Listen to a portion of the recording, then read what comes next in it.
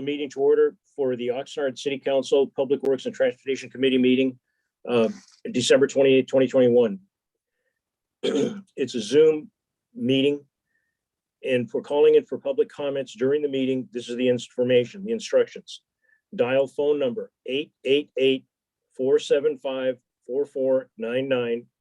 Enter meeting code ID number 838-0080-7648, and then the passcode 925248.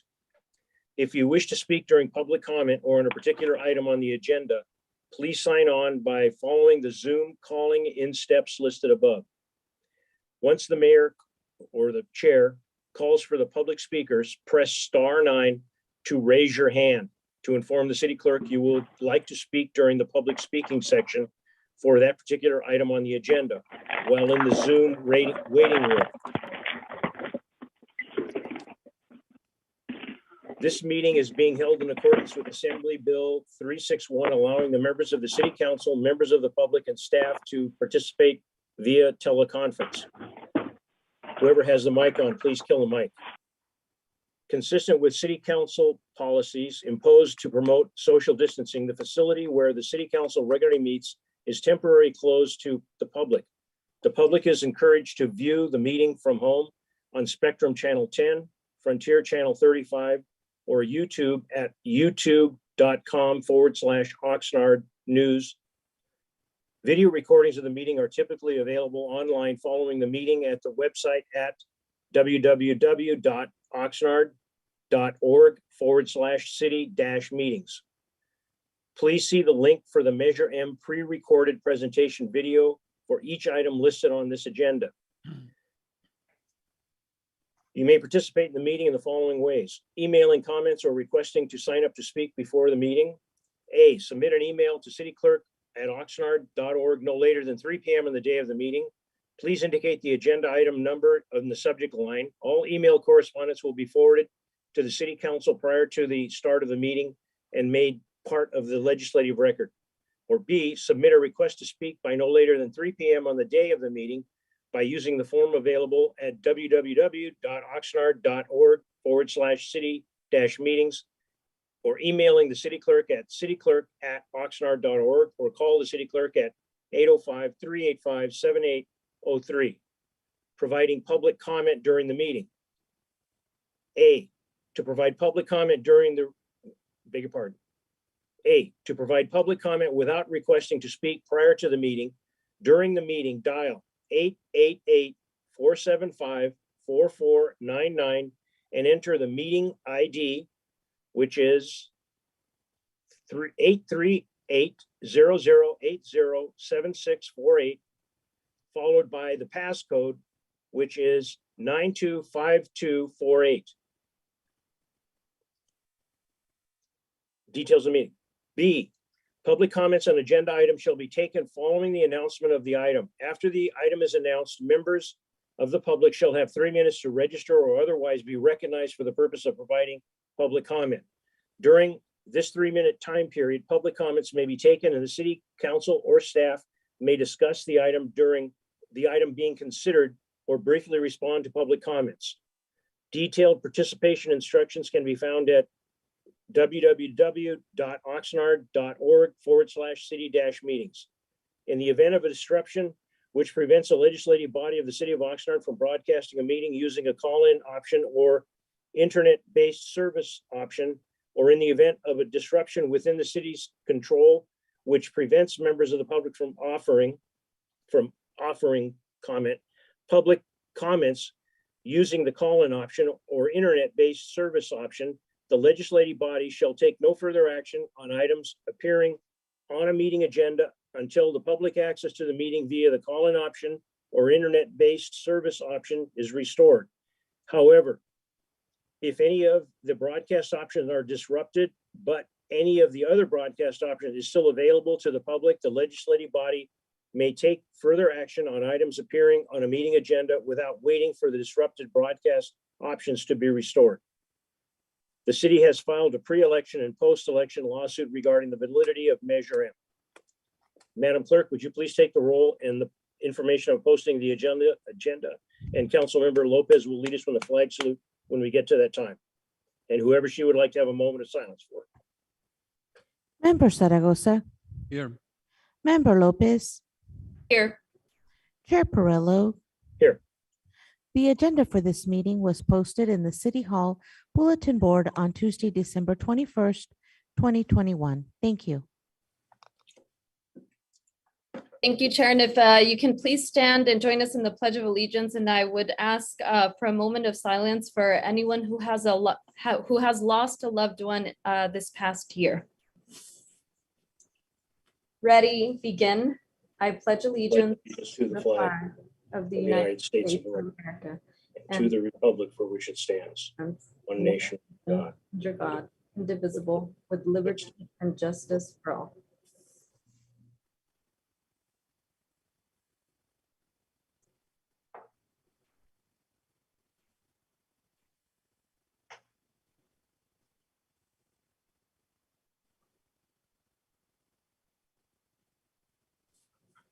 Thank you.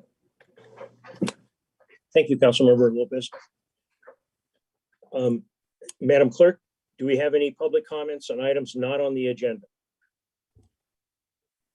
Chair Perillo, we do not have any public speakers. However, I will start the 3-minute timer. Thank you. Thank you very much.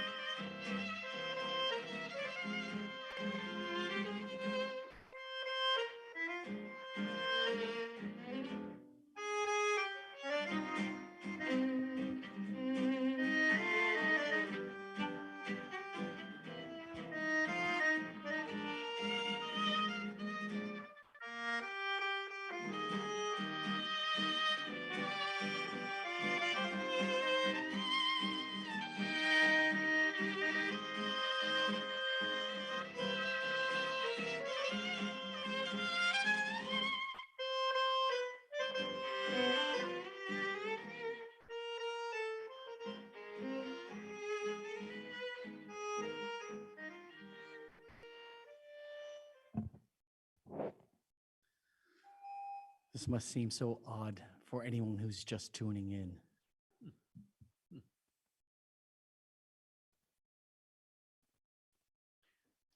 Chairman, you're muted.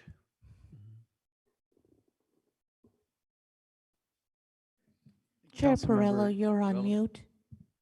It reminds me of two stories. One, sad people drinking wine in the French Riviera, Crying Over Lost Loves, and also the humorous one, Mothers and Fathers Having to Sit Through Their Children Learning How to Play That Good. Life is full of curiosities. Okay, moving on to, enough of my bullshit there. Moving on to number consent agenda, City Clerk's Department. Approval of the minutes. The recommendation of the Public Works and Transportation Committee approve the minutes for December 14th, 2021, regular meeting as presented. Do we have any questions, changes, or considerations, or requests to remove the minutes from the item tonight? Chair, if there's no changes to the minutes, I move approval of the December 14th minutes. I will second that, and I want to thank the clerk for keeping us up to speed on these minutes. That's a tremendous improvement, greatly appreciated. Thank Roll you, call, Chair please. Perillo. Second. Member Lopez, Yes. Member Zaragoza, Yes. Chair Perillo. Yes. Thank you. Thank you. Motion passes 3-0. Moving to D, reports. Item 1, Public Works Department. Subject, the agreement for on-call professional hydrological services. The recommendation that the Public Works and Transportation Committee recommend that the City Council approve and authorize the mayor to execute the following on-call professional hydrological agreements. Number 1, agreement. And I should say there are 3 agreements.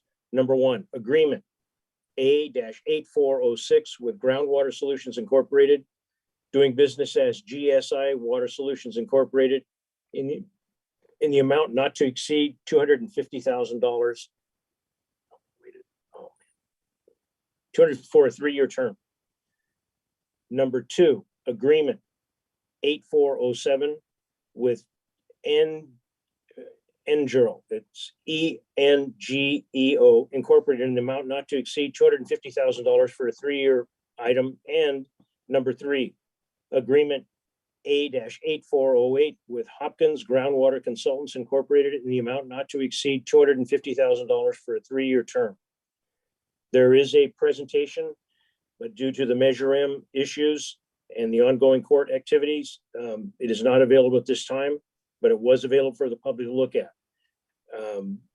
Do we have any public comments on this item, Madam Clerk? We do not have any public comments, Chair Perillo. However, I will start the 3-minute timer. Thank you. Thank you very much.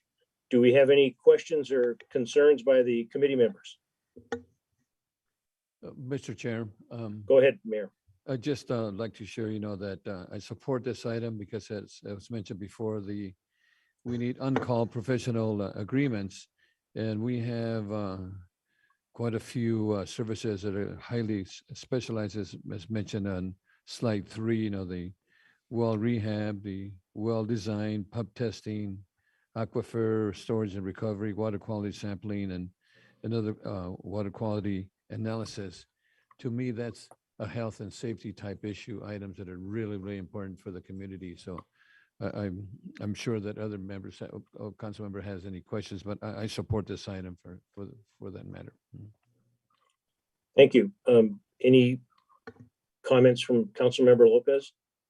Thank you, Chair. Just add a brief comment, with the presentations, especially on these topics that can just be very dense and very complex, on the front end for us, who may not be familiar with this type of work. I just want to thank staff for the extra effort to provide images and videos when appropriate to show us what this work means and what it looks like, on the ground. So just wanted to make that comment. Thank you. Thank you very much. Okay, I'll take mine. Coming from an ag background, understanding, wells and having our own wells, and then living in the city and turning my tap on, there's a lot that the general public does not know. It's not just simply hit a button and boom, you got water. It's a combination. When you're in the city, you hit a button or you turn a faucet on and you have water, and it's not just water, it's high quality water, potable water, meeting strict standards, not skating on the razor's edge of those standards. It's meeting standards for the health, safety, and welfare of the residents of the city, no matter northeast, west, south, how much money they got, what their last name is, anything. It's high quality water. As the mayor said, this is a health and safety issue. I support this. The numbers and the amounts of money are large, but in the scheme of things, one serious doctor's visit is a lot more money than what that is. And when we look at this, you want somebody that knows what they're doing, handling your health, safety, and welfare, not only for you, but if you brought anybody into the world, kids, you want them taken care of. You don't want to take chances with the kids or your folks for that matter.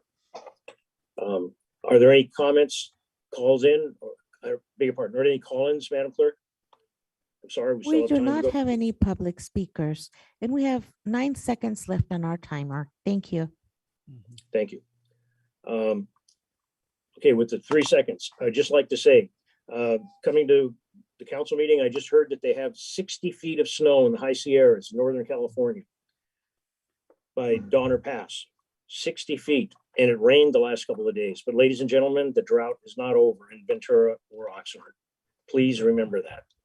Thank you. Mr. Chair, I'd like to Go make a ahead, Mayor. I'd like to make a motion to approve this item, but I wanted to ask the Public Works Director at this time. Well, I know we've gotten about 5, maybe 6 inches of water. Are we able to save any of that water that we've been getting here recently? And I know we're probably going to get some more water tomorrow. So the question is, is there any way that are we saving any of this water at all? Good evening, Mayor and members of the committee. Excuse So me, we don't Paul. have any service. Michael, hold Mike, on. if I can Paul. interrupt a sec. Sorry, this is Paul, the Assistant City Attorney.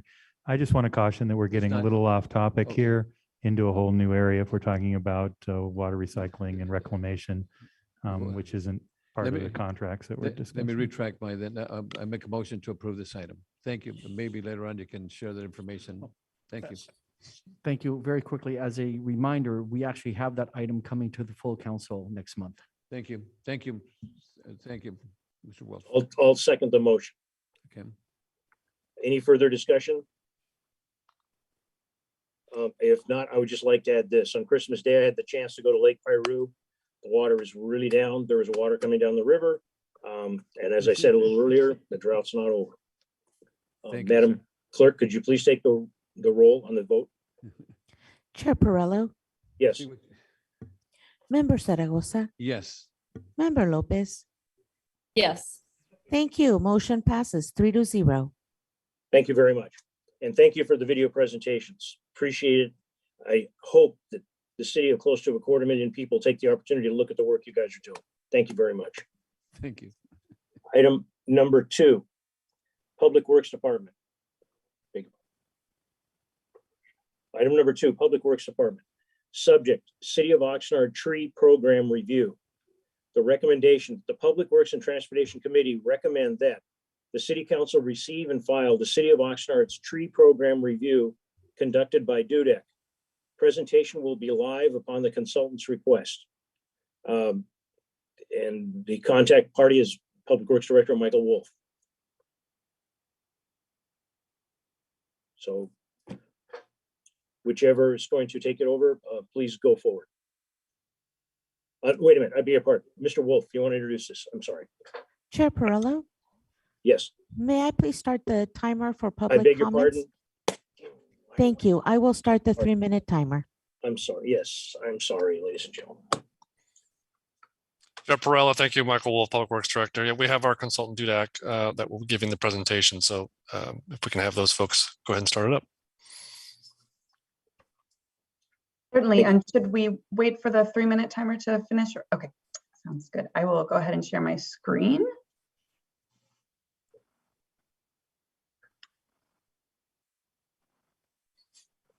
All right. Thank you so much for having us here today. My name is Abby Beisinger. I'm an urban forester and plant pathologist with DUDEC. We'll also be joined by my colleague Ryan Allen, who you see today, and he will be joining us or speaking a little bit later. He is also a certified arborist and urban forester with DUDEC. Just to give you a little context and background on DUDEC, we are an environmental consulting firm founded in 1980. We are an employee-owned consulting firm with just over 700 employees. We're based in Encinitas, but have offices all throughout California as well as other states in the country. And DUDEC really offers comprehensive in-house technical expertise from environmental planners, urban foresters, habitat designers and restoration specialists, civil engineers, hydrogeologists, and archaeologists to really take any project from concept design all the way through implementation. Today, we'll be talking to you about our tree program review, which is really within the wheelhouse of our urban forestry division at DUDEC. We are excited to take this opportunity to really look at the different facets of this tree program review that we began in May of 2021 with our Public Works department here.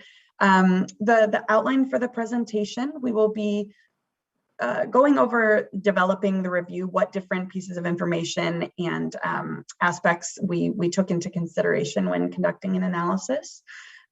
We then will talk more specifically about our budget and staffing analysis that we undertook in this review, then talk about different management practices that we observed within the city of Oxnard and different things that really stuck out and places to move forward with.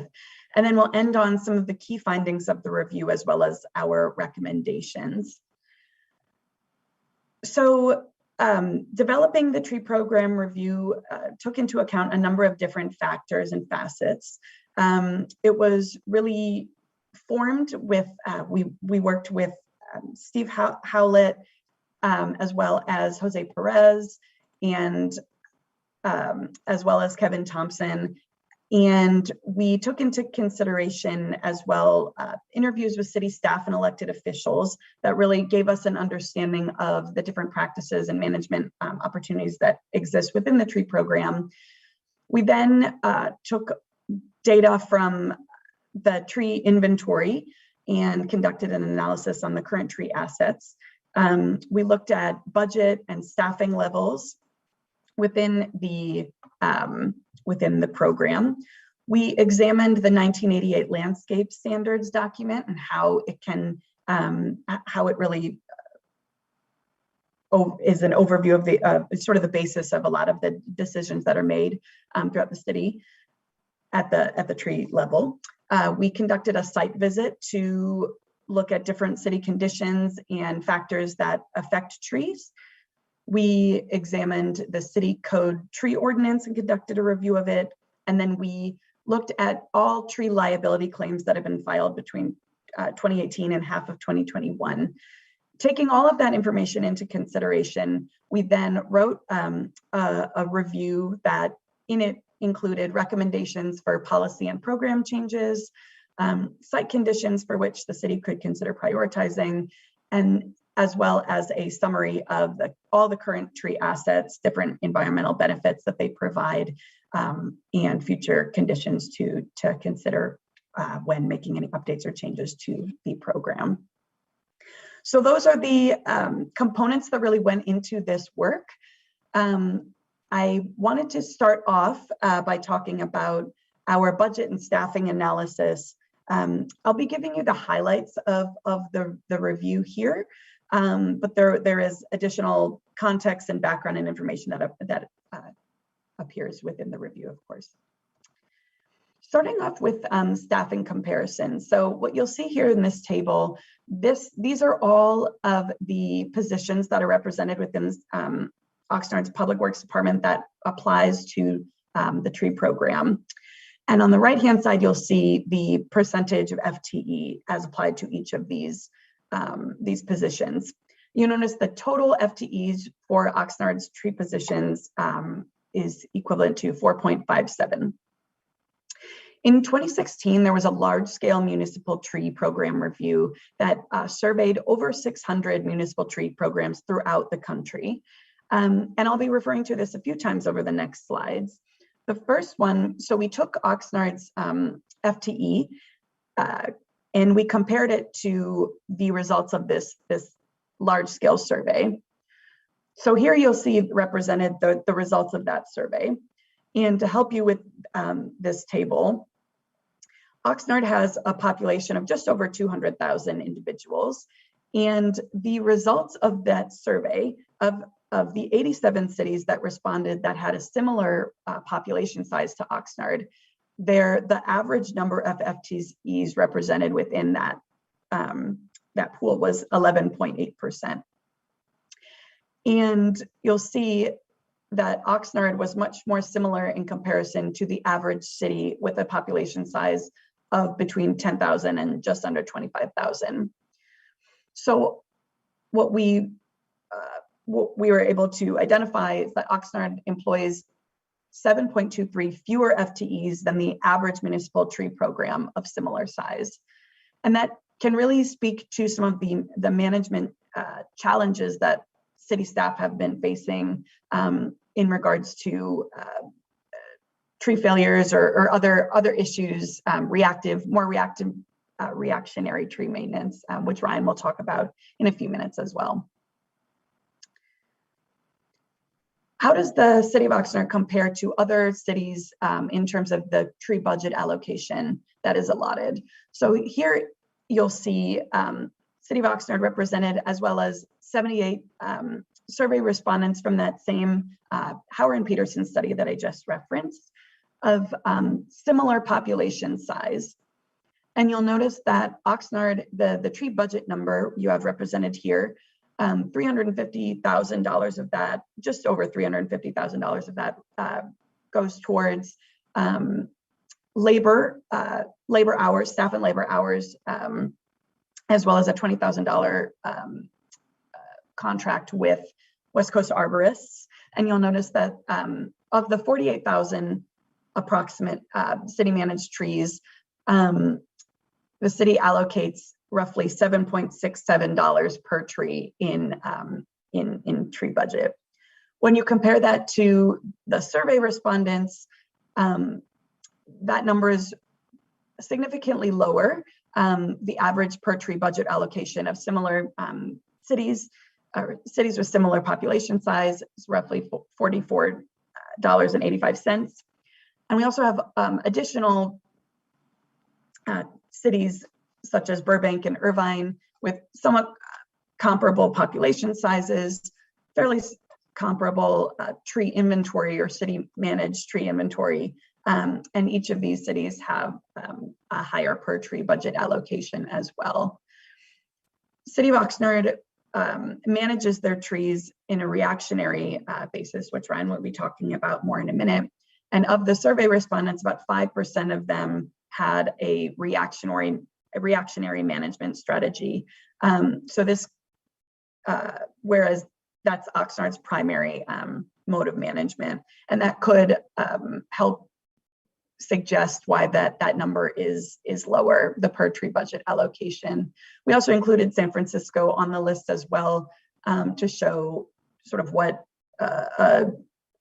a budget for which the city could strive, having it somewhat comparable in scale to aim for around $80. I'd like to mention the location of the trees within the city inventory to kind of help showcase where some of that budget could theoretically be reallocated should the city choose. So approximately 22,000 of the city's trees are located in front yards in the city's public rights of way.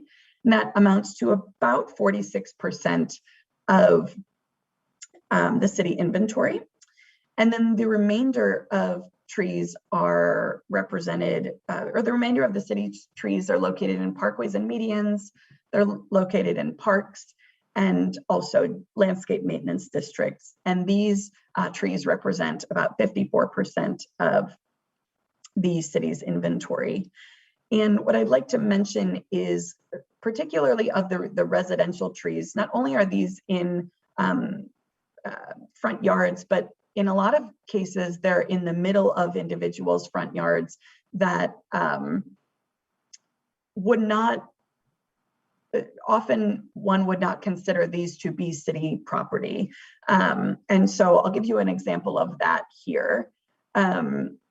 These trees are cedars located on Deodar Street, which are, as you can see, located fully within an individual's front yard. And the way that the property line has been drawn on this street and other streets throughout the city, these trees, regardless of being within someone's front yard, are city responsibility to maintain and manage. And this can become a really significant problem. For example, in the photo on the left, you'll see that this tree is standing dead and is within city management purview. And this can really illuminate or open up some really significant challenges for the city and make the city potentially liable to a number of risks associated. If this tree were to fall on a home, the city could theoretically be liable for that damage to replace. And so one of the things that we'll mention that we highlight within the report is that the city may consider choosing or selecting where or what types of trees the city wants to be liable for, and how to have management practices that can be sustainably funded by the budget that allows that. So I will next turn it over to Ryan Allen. I beg your pardon. This is the committee chair, Perello. Sure. My fellow committee members, as this is a long-awaited presentation. We've gone through our committee pretty fast here, so we have a lot of time.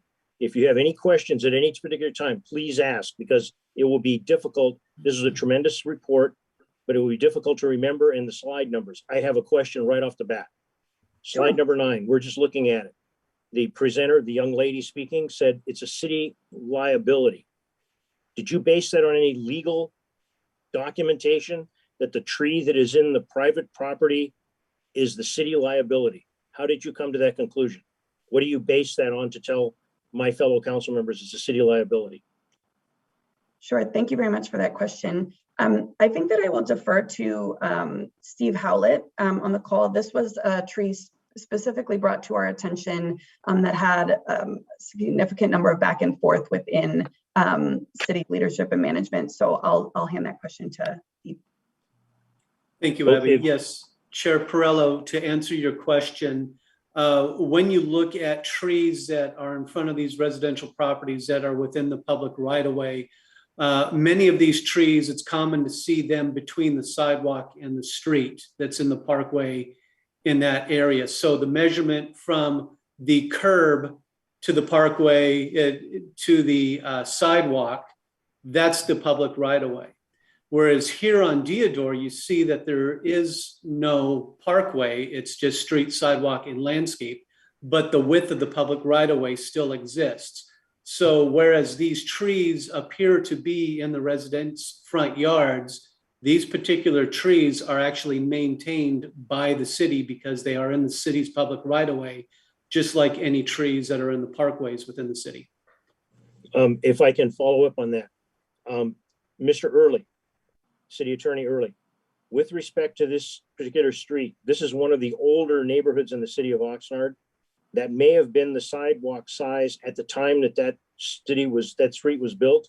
I think this might even be one of the few streets in Oxnard that has concrete streets. And I'm wondering, how do we make the interpretation that what the new residential areas have a gutter, a curb, a sidewalk bounded in between by a median? There's a median of grass and trees between the curb and the sidewalk. And on both of these photographs, there is a gutter, a curb, and a sidewalk, no median. How does the city's legal handle that now is a city responsibility? Do we have something to legally hang our hat on? Well, usually these types of situations exist because of age. These are probably old maps that have old lines drawn from the center line of the street going back to a certain distance and then covers that part of the lane. I would be real cautious about making any comment about a particular property or particular right-of-way without actually reviewing the maps and the situation at hand, because frankly, I have seen many different deviations and permutations of this example on where the right-of-ways extend to and end. So I would use these strictly as exemplars, but not necessarily make a statement that this tree is a city responsibility or a city liability without further individual review. I haven't looked at this particular property at all. Thank you very much. I thank everyone that's chimed in on answers to my questions. Committee members, do you have any questions? Yeah, Mr. Chair. Go ahead, Mayor. Just to, before we continue on, my understanding is by Mrs. Perez that our FTEs are not sufficient for the size of the city that we have now, number one, and that as a result of that, we're handling a tree concerns in a reactionary mode. Is that correct? So far as that's what you shared with us? Yes. that's Mr. Perez hasn't spoken to my knowledge as of yet, but that Oh, is I'm what sorry. indicates that's what's indicated in the staff report. But your point is well taken, Mayor. I don't know if Okay. anybody wants to answer that. My apologies for the name of the person, but the young lady is making the presentation. That's what you shared at this time, correct? correct.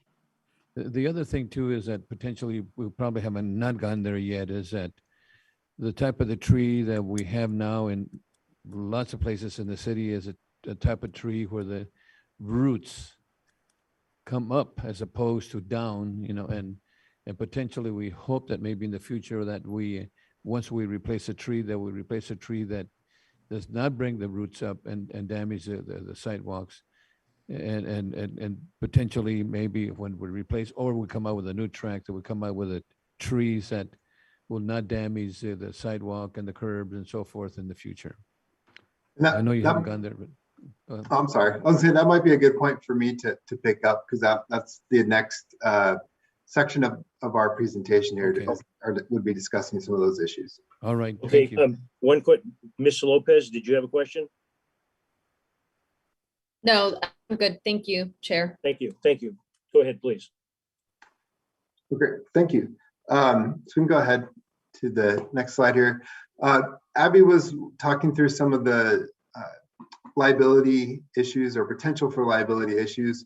We were able to gather this data on all tree liability claims that were filed against the city from 2018 through half of 2021. So 2.5 years of claims, the type of claim they are and whether they're paid out and the amount.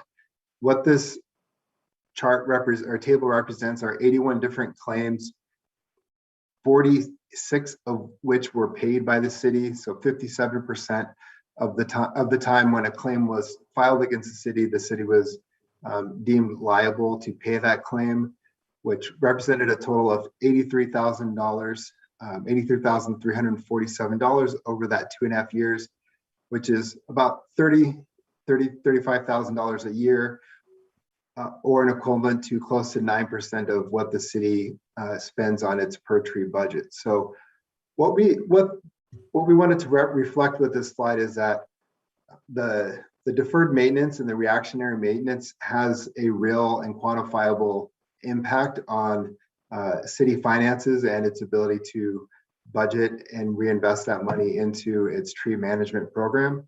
And we'll look at some situations that have occurred from some past planning decisions, some from current practices that could potentially be mitigated against and lower the potential to either have to pay a claim out because the city could be more defensible in stating that it's doing active maintenance and that these issues were being managed in a correct way, or to simply mitigate them before a situation occurs where you might experience a branch or a tree failure or some sort of other infrastructure damage. Go ahead.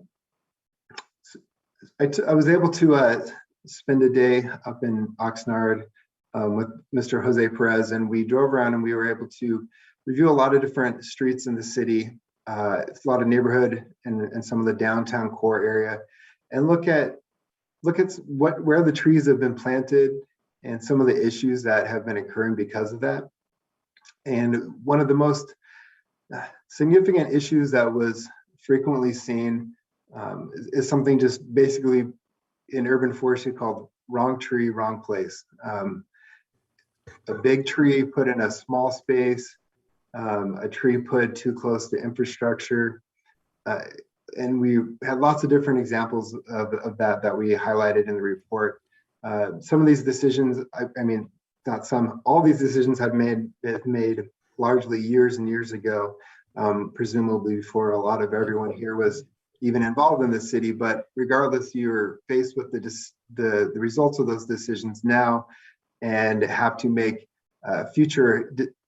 current decisions now about how to manage these trees in the future because of some of the. And Mr. Chair, my apologies for the speaker. That's exactly what I was talking about, the wrong tree with the wrong place. And potentially that's what you're saying, that potentially we can correct that for the future, or even the replacement of trees. That's exactly what I wanted to say. I want to thank you for that. Thank you. Great, thank you. Yes, you can see the picture on the left, a tree planted more or less right on top of where the water line and box is. The tree picture on the right, planted, originally it was probably about 2 feet from that driveway apron. Now it's disrupting the driveway apron and the sidewalk, limiting the view of that resident when they try to back out of that driveway.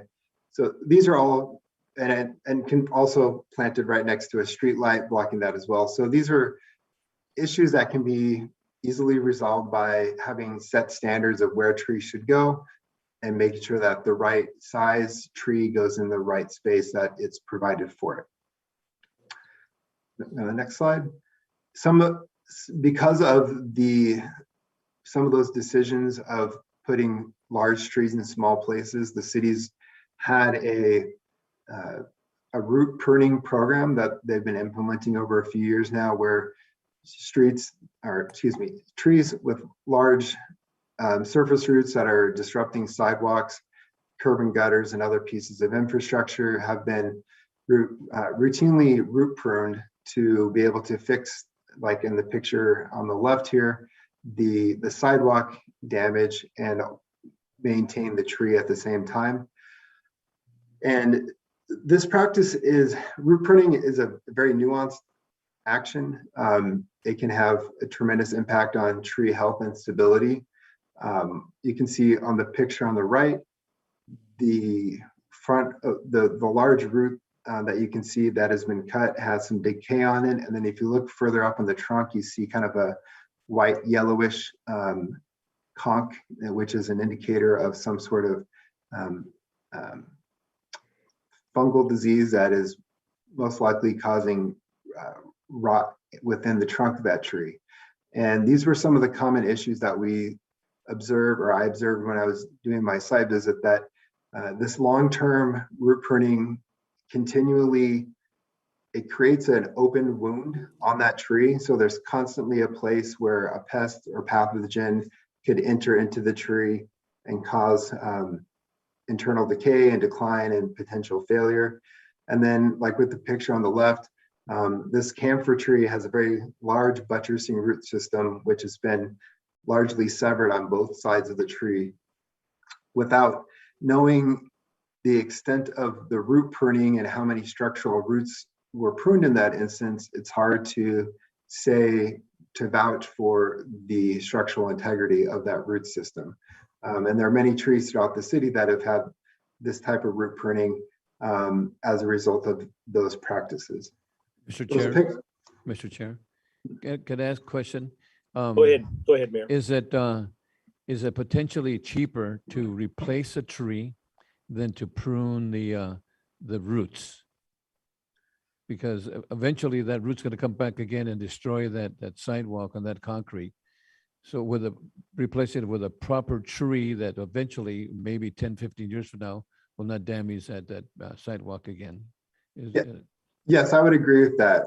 And that's part of the discussion that we have within that section of the report is the city really needs to make a decision as to how it's going to approach trees that have been planted in the wrong place, that are going to be habitually causing sidewalk or other infrastructure conflicts. They're not going to go away. That root system will grow back. Like you said, it will disrupt that sidewalk again. You'll have the cost of the repairs and the root pruning. So this So way, make- this way, we're not kicking the can for somebody 15, 20 years from now. Right, and it's the issue is making sure that things are done in a sustainable way. We don't want to go down one block and completely clear cut all the trees on that street just so we can start over with a blank slate. We want to have a phased approach. If we're discussing the potential of doing a removal program to get a right tree in a right place so the city can make it right, like you said, over the long term, that Right. okay, we focus, maybe that tree right there goes in year one and is the sidewalks fixed and the trees replaced. And then maybe a year or 2, 3 years down the road, the next tree, or skipping over the trees, doing some sort of program where you're maintaining tree canopy as you're replanting and replacing the new canopy, so you can have as much as possible a continuation of the benefits and services that the trees are providing to that neighborhood or an individual block level. Thank you. Yep. Mhm. Okay, next slide. So another aspect, we looked at the tree inventory to see if it was meeting sustainability indicators to make sure that it would be resilient to pests and diseases, but also against climate change conditions. We've heard a lot about rain. Drought and heat are going to be a very real impact on trees within the city. So we looked at research and other sustainable indicators to determine how the city inventory is looking. One of the key aspects of determining whether a city is resilient to pests and disease and other unknown threats that may arise is how diverse the inventory is. A commonly used standard is having 10% of the city's, having species within the city inventory, having no one species within the city inventory represent 10% or more of the inventory. So hopefully I said that correctly. But what we see here is, what we use is that no tree species would represent more than 5% of the total inventory as our metric to kind of help provide a further layer of resiliency and protection against an impending threat. So what we see here are the top 10 species within the city, and you only have 4 species that are above 5% of the total inventory, which means that there's a relatively good diversity of species. Not one species is dominant within the landscape. So with the example of like the southern magnolia, if there was some sort of occurrence where all the magnolia trees disappeared all at once, you would lose 8% of your total inventory, instead of maybe losing 15 or 20% if one species really dominated it, and you would have a much larger impact. So this metric is relatively good. Maybe we can reduce the planting of species that are higher within that, but overall it's not looking too bad right now. Another aspect, like I said, we wanted to make sure trees that are currently in the inventory are resilient to expected warmer temperatures and extended periods of drought. We did a review of research literature, and there's one particular research paper by Igor and Lacan that did a review of multiple cities throughout the state of California and compared inventories of cooler climates with inventories of a city that has a hotter climate, and analyze if trees are in the cooler climate but not in the hotter climate, then they're most likely not going to be anticipated to sustain during increased heat and future rising temperatures. And so using that metric and reviewing the inventory, we found 34% of the trees in the inventory are predicted to be really heat or water sensitive, which is roughly 16,000 trees. And we list some of the major species that would be impacted, which would be magnolia, sweet gums, London plane, sycamores, and a few others. So while there is good diversity within the inventory, there's a lot of susceptibility to changing climate conditions. And so the next step about this is looking at, okay, so if these trees are susceptible, what trees should we be planting? Maybe instead of these particular ones, what can we reduce and add back? So with that next slide, we have, we've developed a recommended species palette for the city based on these different criteria that we have below. Climate adaptability, we wanted to make sure that any tree that we plant now is going to be expected to be adapted to climate conditions over the next 100 years. Drought tolerant, we used the water use classification of landscape standards, also called WUCLs. We identified tree species that are very low or medium water need trees to make sure we're planting trees that will need as little water as possible when they're planted and after they've established. We looked at species diversity to make sure that we had enough trees on that list to make sure that the city can meet that 5% genus threshold. And then we developed spacing requirements within that and have recommendations of for each tree species based on its size, what type of planter space it needs, and the distance between trees that it should be planted to make sure that we can avoid those issues that we identified on some of the earlier slides. So that's the main issues that we looked at within the management practices. And I'll turn it over now to Abby to finish up with our key findings and recommendations. Thanks, Ryan. So we will finish off today just by talking about some of the key findings that from the different analyses that we put together. These are really the key points that we wanted to bring home. So the first was that the current funding and staffing are below average levels, and the levels that they are currently at do not provide sufficient resources to care for the city's tree assets. And because of this, tree maintenance is largely reactionary and tree health has suffered.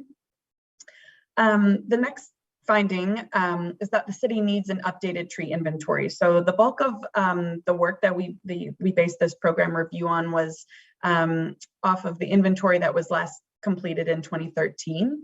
And by industry best practices, it's best for inventories to be updated every 3 to 5 years to ensure that maintenance decisions are being made on current asset data. Next, a major finding is that the tree inventory is not prepared for climate change. As Ryan just mentioned, approximately 34% of Oxnard's tree inventory may be at risk over the next 30 to 100 years. And so determining those new species that the city may want to implement is going to be critically important to continue to grow strong, healthy trees within the city. And then the 1988 landscape standards is a document that a number of different city departments use to influence tree decisions.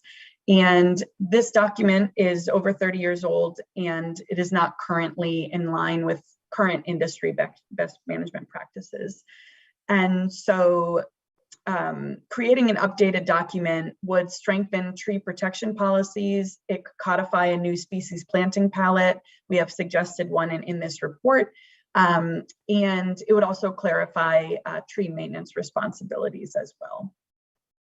So using these key findings, we, within the report, have provided a set of recommendations that are really sort of next steps that the city could consider following review of this plan. The first would be for the city to provide funds to support urban forest maintenance. A number of the issues Ryan and I highlighted today are going to be key. Sort of the next phase of that will be to invest in the city's tree inventory to contribute to mitigating defects before failures or other issues occur. And to do that, to provide or support funding and staff resources, the city could consider completing a financing study of the tree program. And this financing study will really provide decision makers with a clear picture of per tree costs and help city decision makers understand the full picture of what the budget and staffing needs are to achieve a sustainable urban forest management of the city's trees. And then finally, from that, the city could consider completing an urban forest management plan or a UFMP. This management plan would establish a vision and goals for the tree program and really target specific areas where the tree program wants to grow and be based upon priorities and values of staff, elected officials, residents, business owners, stakeholders, really the individuals that are most impacted by the city's trees and tree management. And with that, we want to thank you for your time and are happy to take any additional questions that any members may have. Thank you very much. Madam Clerk, do we have any public speakers on this matter? Chair Perrello, we do not have any public speakers. Thank you. Will you start the clock now? Yes. We already did that. We would- Didn't we, at the Okay, beginning of thank the you. presentation? It's Okay, done. committee members, do you have any questions or concerns you'd like to or ask for qualifications or clarifications of anything stated so far? Mr. Chair, I just want to Go ahead, thank, Mayor. it's an excellent presentation, and as was said, some of the key issues as funding is really important, of course, and also we need to update our inventory of trees and it was mentioned by Abby, that potentially 34% of our trees are in jeopardy the next 30, 40 years, 100 years. And we need to update our landscape program. The one question that I have, and maybe for Public Works, and maybe it might be a silly question, is if we're looking to select a critical tree for our climate and for new projects or whatever, maybe potentially that could be part of our development fees to come up with a right proper tree to fund those trees in the future, something that we could probably look at. It's like any other infrastructure fees that we charge. That potential tree might be something that we might look at, as a fee for to set, come up with a proper climate species, for our city. Something to think about. Thank you. And Abby, my apologies for mispronouncing your name. Thank you. Thank you. Committee member Lopez? Yes, thank you, Chair. I did have a few clarifying questions and definitely agree that this is a really, really great report. One that I think would be very welcomed by a lot of our community members who at some point have raised concerns about the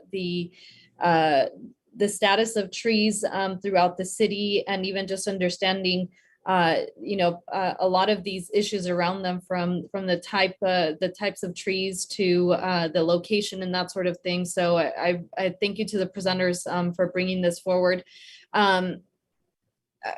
Going back to the question about the trees and the public rights of way that are in private spaces.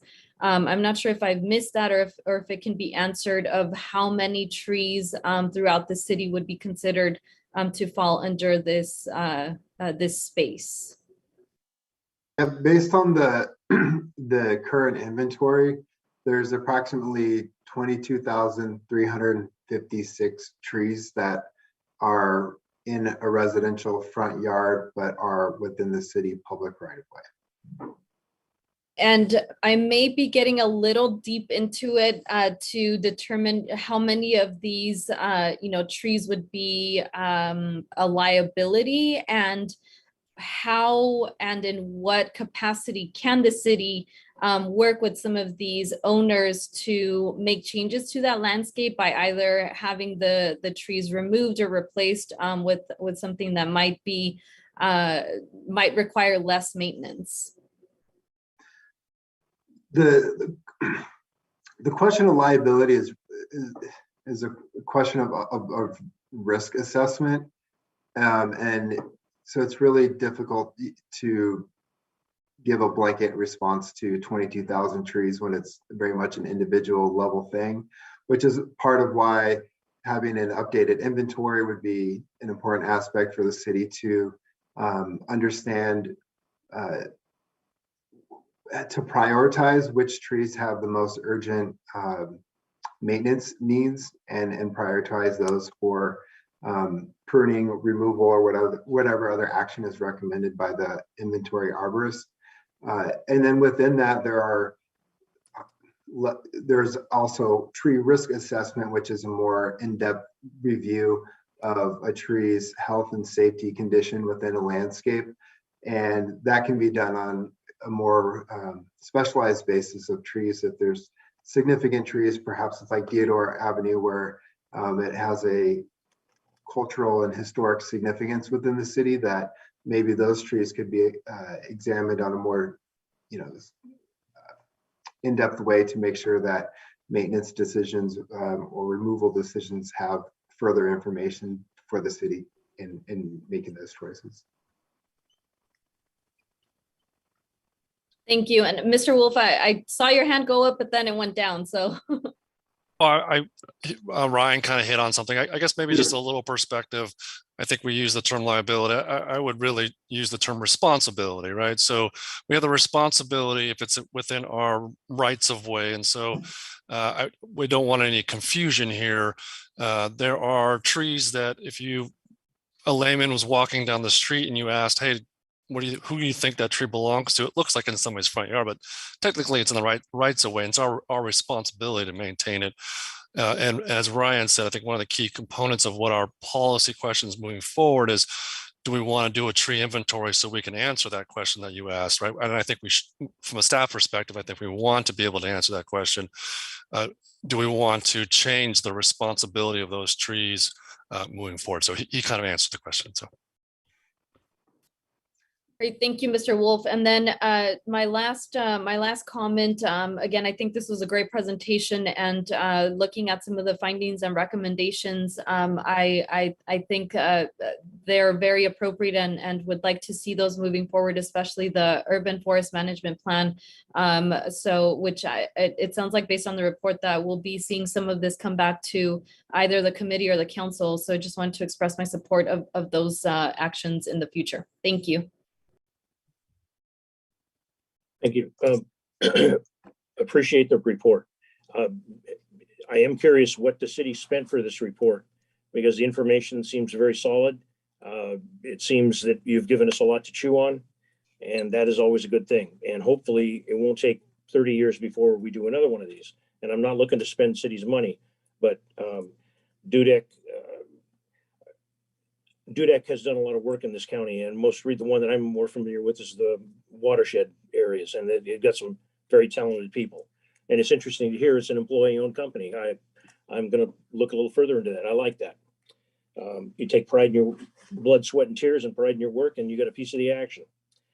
The questions and some of the points that I'd like to point out, not as a zinger to anybody, I want that said up front.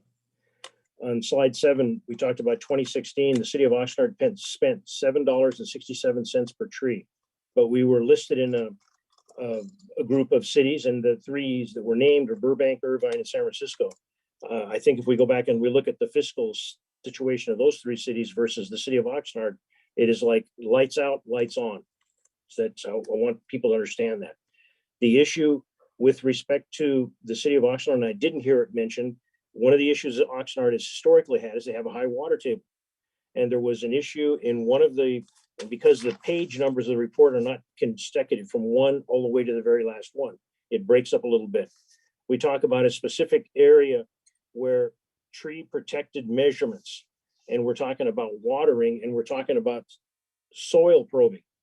In your discussions with any of the staff, did you see or ask if any of the staff that is responsible for taking care of these trees even have a soil probe on their truck? That's a question. No, that didn't come up in our Okay. discussion. Okay, thank you. The next thing is on one of the photographs that we did where the question about the trees are in the appropriate area, and then we talked about the liability over a number of years. I can recall coming to a council meeting a few years back where very close to the police department, a dead tree fell on top of a car. And I believe in this year, the eucalyptus trees fell on top of the car on Rose Road.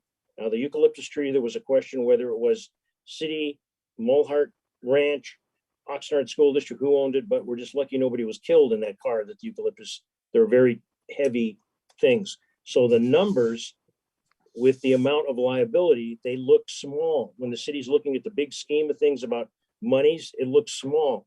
But I contend that there's a lot more claims that may just go away, because between the extra concrete grinding to try to shave off the elevated sidewalks and all the various things involved, if we put the labor, the costs involved with that, the numbers may go up. I don't have facts on that. I do not intend to pursue it, but I want to share that with you. One of the big ones that bothers me, and I got to tell you, seriously bothers me. We talked about on slide 26, and it's, again, the slide numbers are a bit broken up. It talks about certified arborists. In the same sheet, paragraphs down, it talks about city arborist. Then it talks about qualified arborist. Then it talks about horticulturalists. Then it talks about landscape architect. And then it says reviewed by city arborist. Are there any standards or certificates or licenses to be considered to be called an arborist?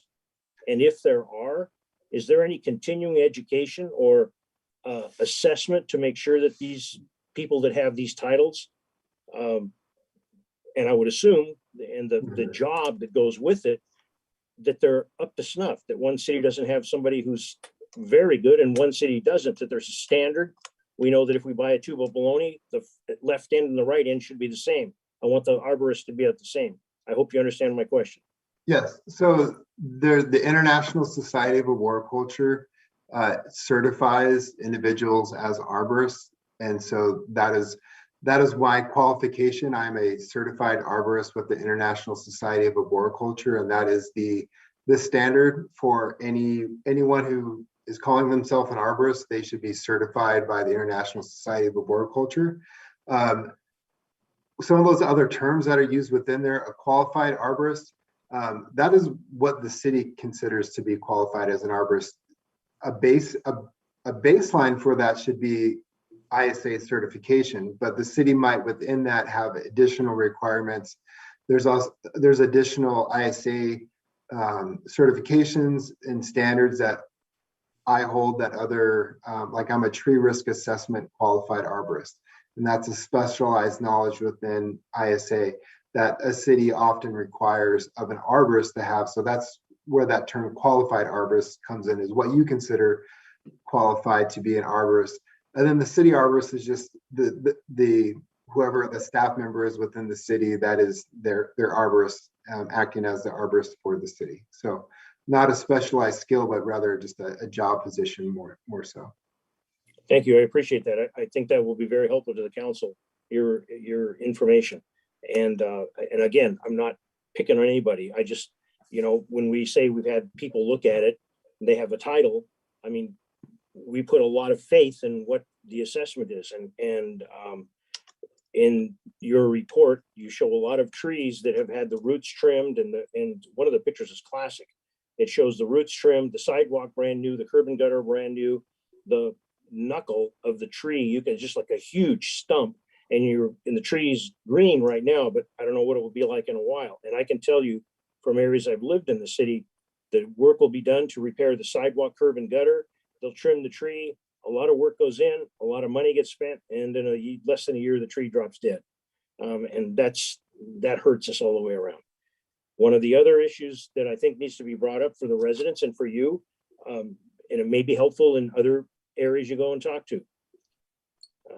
This is not liked being said in the city. We have public safety, which is a very important part of the city. And I did appreciate the fact that you pointed out the trees can block the streetlights, which make for a safer situation and people seeing what's going on, hopefully prevent a little crime from taking place.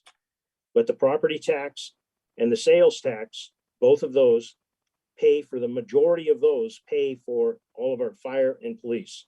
So anything left over, whether it's a little Measure O, Measure E, whatever we have left over, we will have to come up with funds to, if we do, the council, the majority takes the suggestions to move forward, we'll have to do that. And I hope that we do take a very good look at it. Is there a point when we consider going with private versus in-house? Because there are costs associated with each. And we have had, in the past, we've been trying to operate in a shoestring budget.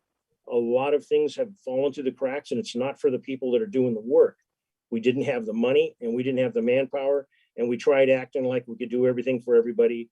And eventually it caught up with us. And thank God the voters approved Measure E. We're in a different state right now. But those things I needed to say, and I believe that will be brought up. I appreciate your work.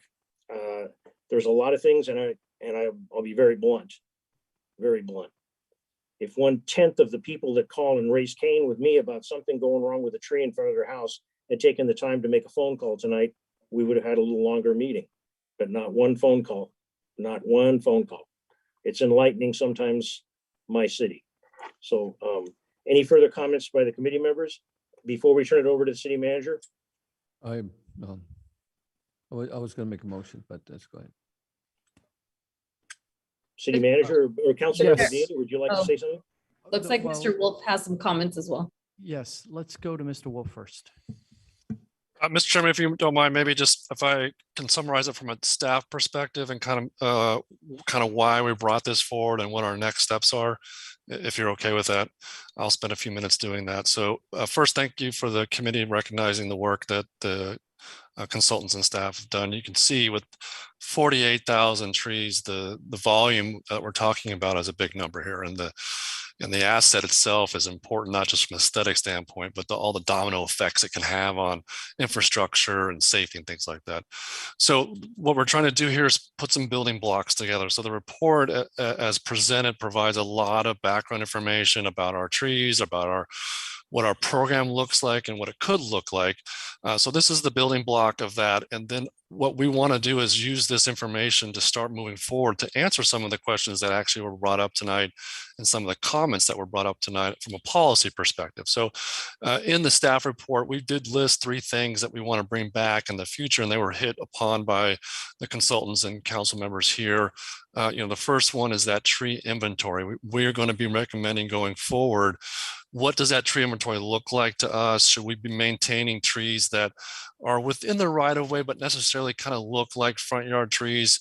We want to right size our inventory before we start making longer term and resource driven decisions. So we want to bring that back to the committee and council as a policy level with having this background information. With that, the next steps can be what's the resources we want to allocate to these assets, right? As you mentioned, Chair, we have a lot of competing interests for funding that is limited. So where do we want to be in that range of San Francisco to Irvine to Oxnard? Oxnard is a very older city, has a lot of uniqueness as some of those cities may or may not have, and we have trees that have been around for a long time.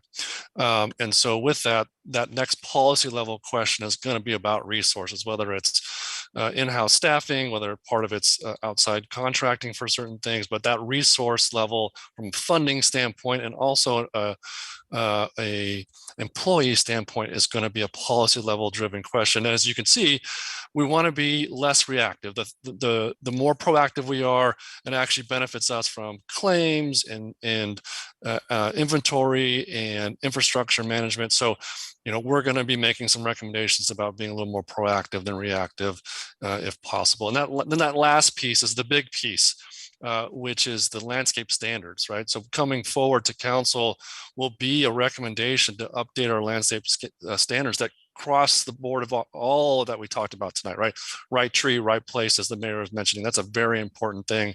How do we address trees that either are past their useful life or maybe in the wrong spot at this time? And Ryan mentioned some very good industry standards about sequencing some removals, keeping the tree canopies in place. So those are things that we want to present to the Public Works and Transportation Committee and the council going forward as policy level questions in a form of a landscape standard and code. So that's kind of the building blocks that we're trying to put together tonight. This is the first block. So I appreciate the committee's interest and comments. Thank you.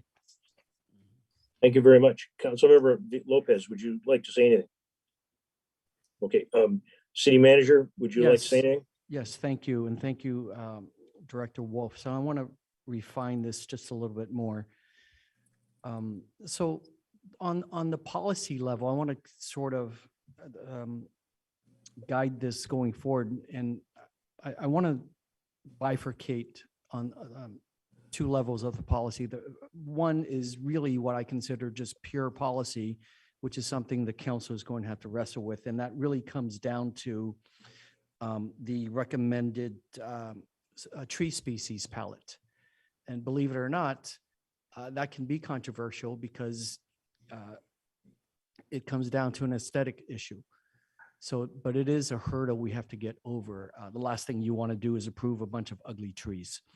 But it is important, though, to have that policy discussion with the full understanding of the need for the tree diversity, the trade-offs between shade and economic benefits, the drought and the climate resiliency, the age distribution. All of that criteria is important for the council to both understand, accept, but then ultimately, based on that, finalize the recommended species palette. And that's really the starting point for the rest of the policy decisions, which also come with administrative decisions that have to be made. But I would argue that getting to the point of agreeing on that palette going forward is crucial, because that also determines what our program, what our urban management, forest management plan, our maintenance program and schedule and funding and all that becomes. I would also argue that we have to simultaneously update the landscape standard, because we are on an ongoing basis, we are telling developments what to plant right now. So that really shouldn't wait. I mean, and I can tell you that I've seen some recent developments where they're just planting all kinds of things.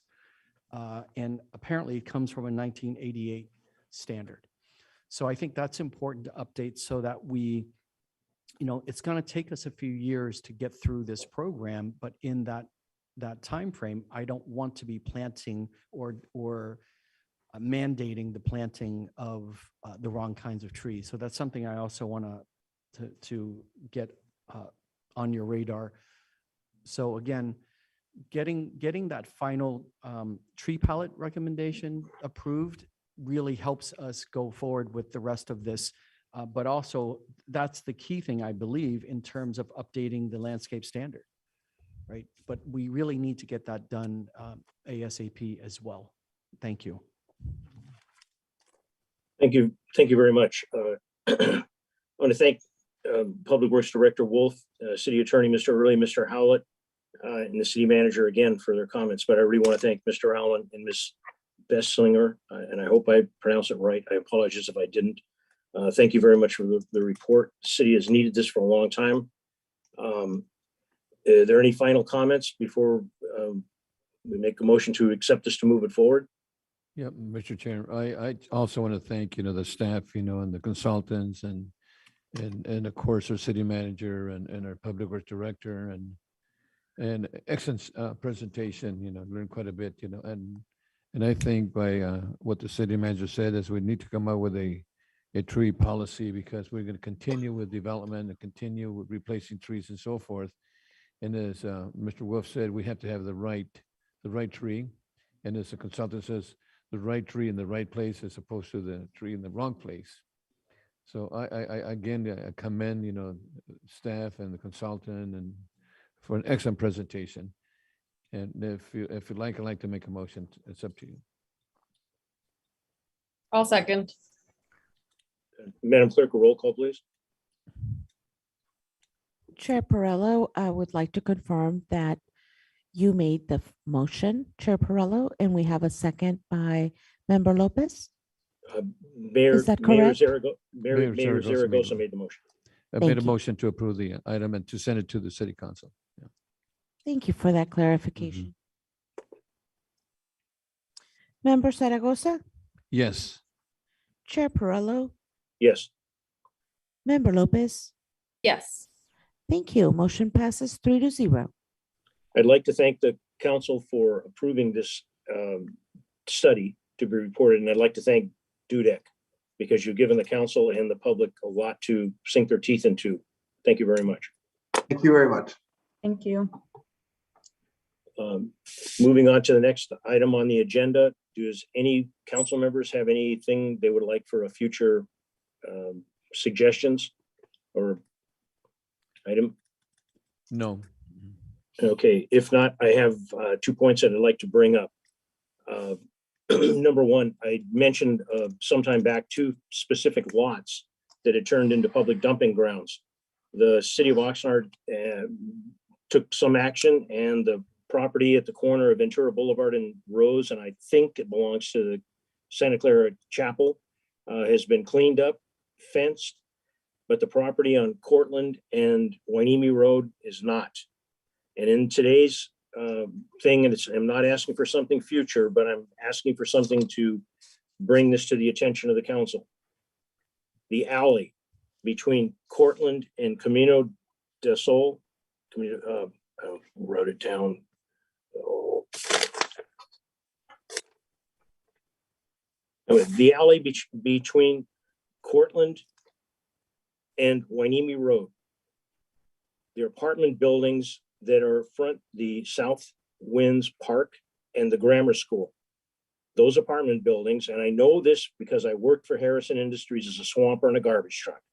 And I know how this works. They have steel doors that swing open. The swamper grabs the container, rolls it out so the truck can pick it up. They dump the truck, they dump the container, they roll it back in. Those apartment buildings have so much trash around those containers, the gentleman or lady who is ever the swamper on that truck cannot pull that thing out. So they have to drag it over the garbage. Now, I contend that any of us were doing it, it would be a cold day in hell before we push it back over all that garbage. So they get left outside. I contend that if we start paying attention a little stronger in that area, those apartment owners need extra days of pickup.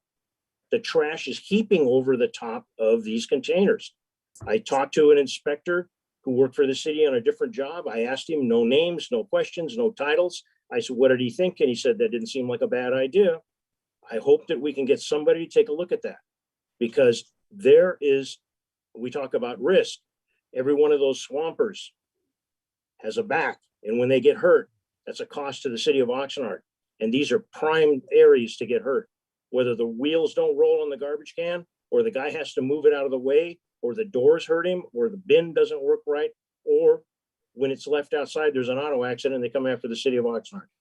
So I hope that that does not fall on deaf ears in my city. And I appreciate all the work that people are doing. With that, I want to wish everybody a happy new year. I hope it's a better new year for the entire world, not just Oxnard, but everybody in the world. Any comments by the council, by the committee member before we break? Because I want to thank the 2 committee members that I served with on this committee. Thank you, and Happy New Year too. Thank you so much. Mhm. Happy New Year. With that, I'd like to adjourn the meeting. Thank you very much. Thank you. Mhm.